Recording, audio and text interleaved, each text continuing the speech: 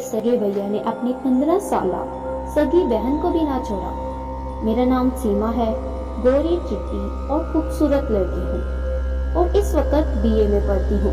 मैं लाहौर के एक पोश इलाके में रहती हूँ और हमारे घर में मेरे अलावा मेरे मम्मी पापा और मुझसे 5 साल बड़े भैया फारूक रहते हैं।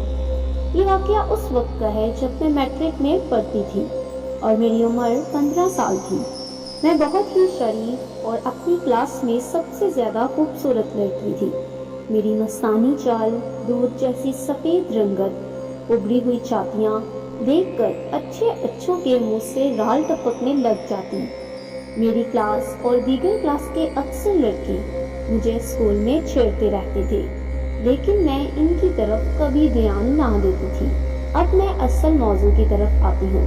मैं 10वीं क्लास में पढ़ती थी और सर्दियों की छुट्टियों से पहले स्कूल में टेस्ट चल रहे थे। मेरे अम्मी अबू को किसी जरूरी काम के सिलसिला में मामू के यहाँ 5-6 रोज के लिए इस्लामाबाद जाना पड़ा। मैं पेपर्स की वजह से उनके साथ नहीं जा सकती थी, जबकि वो मुझे अकेला छोड़कर भी नहीं जा सकते थे। इसलिए उन्होंने फारूक भैया को भी घर में रहने की हदायत कर दी और खुद चले गए। फारूक भाई अम्मी अबू को एयरपोर्ट छोड़ने गए। मैंने दरवाजा बंद किया और टीवी देखने लगी। शाम को 6 बजे के करीब भाई वापस आए और हम दोनों बातें करने लगे। फिर हम दोनों ने मिलकर खाना बनाया और खाना खाने के बाद टीवी लॉन्च में बैठकर टीवी पर मूवी देखने लगे। मुझे नहीं मालूम कि मुझे कब नींद आ गई। रात को मुझे ऐसे लगा कि कोई मेरे जिस्म को छू रहा है और मैं हड़बड़ाकर उठ गई। मैंने देखा कि टीवी चल रहा है, लेकिन भैया मेरे करीब ही कालीन पर बैठे हुए थे और मुझसे छेड़छाड़ कर रहे थे।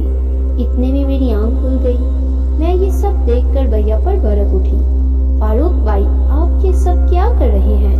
मैं आपकी छोटी बहन हूँ। भैया मेरे अचानक उठ जाने पर डर गए और कहने लगे, सीमा आई लव यू। ये क्या बदतमीजी है? मैं आपकी छोटी बहन हूँ और आप मेरे साथ ये सब कुछ क्या कर रहे हैं? मैं ये कहते हुए रोने लगी, जिस पर भैया ने कहा, सॉरी मैं बहक गया था, मुझे माफ कर दो, आइंदा ऐसी हरकत नहीं करूँगा। जिस पर मैं चुप हो गई और अपने कमरे में चली गई। मैं वहाँ जाकर भैया की इस हरकत पर सोचने लगी। फिर न जाने कब नींद आ गई। अगले रोज इतवार था। देर से आंख खुली, नहाकर बाहर निकली और फिर मैं भैया को जगाने के लिए उनके कमरे में चली गई। रात वाले वाकया के बाद मुझे भैया के पास जाने से डर लग रहा था। फिर मैंने दिल में सोचा कि भैया अपने किया पर शर्मिंदा थे और अब भी इस बात पर शर्मिंदा होंगे। मैंने उनको जगाया और चाय बनाने के लिए चली गई। थोड़ी देर बाद चाय उनके कमरे में ही ले आई। भैया ने चाय का कप पकड़ा और कहा, कल रात जो कुछ हुआ उस पर तुम नाराज तो नहीं? मैंने उसका कोई जवाब न दिया। फिर भैया ने मेरे कंधे पर अपने हाथ रखे और कहने लगा, सीमा देखो, मैं तुमको बहुत प्यार करता हूँ और जैसे जैसे तुम जवान हो रही हो मेरी चाहत में और भी इजाफा होता जा रहा है। मैं इनकी बात सुनकर फिर से रोने लगी और कहा, भैया मैं आपकी छोटी बहन हूँ, आप जो कुछ कर रहे हैं वो ठीक नहीं है।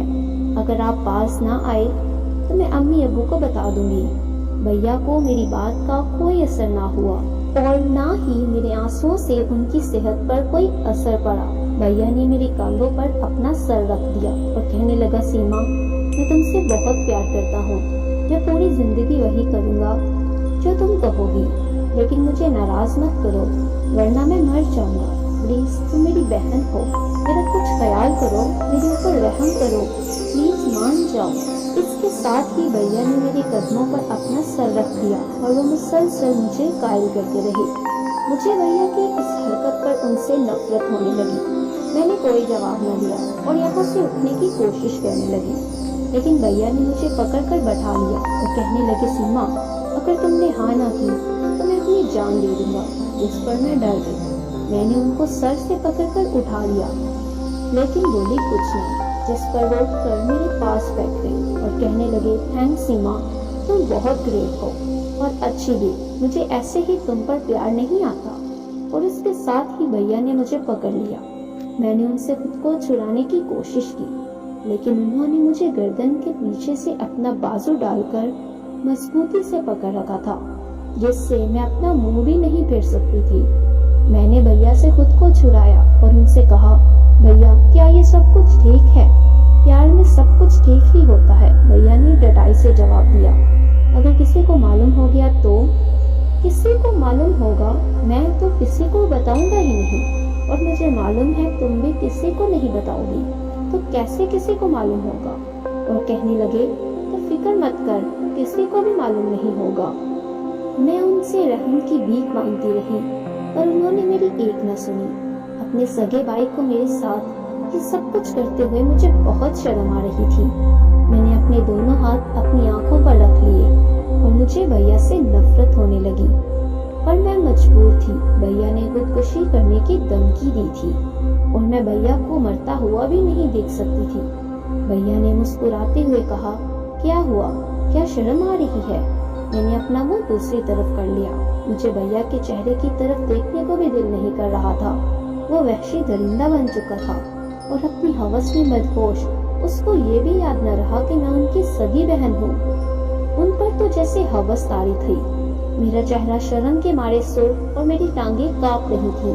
بھیا نے مجھے خود سے علیحدہ کیا اور پھر میری طرف دیکھنے لگے۔ میں نے اپنی نظر اٹھا کر ان کو دیکھا تو ان کی آنکھوں میں عجیب سی چمک تھی۔ میں نے فوراً اپنی نگاہ نیچے کر لی اور اس طرح بھیا نے شرم و حیا کی حدیں پار کرتے ہوئے اپنی سگی بہن کی عزت لوٹ لی۔ دوستو، دیکھا آپ نے ہوس کی آگ میں انسان کس قدر وحشی بن جاتا ہے۔ تو امید کرتی ہوں ناظرین آپ کو یہ سٹوری پسند آئی ہوگی، تو ویڈیو کو لائک کرنا مت بھولیے گا۔ تو چلیے ملتے ہیں کل اس سے اچھی سٹوری کے ساتھ، تب تک کے لیے اللہ حافظ۔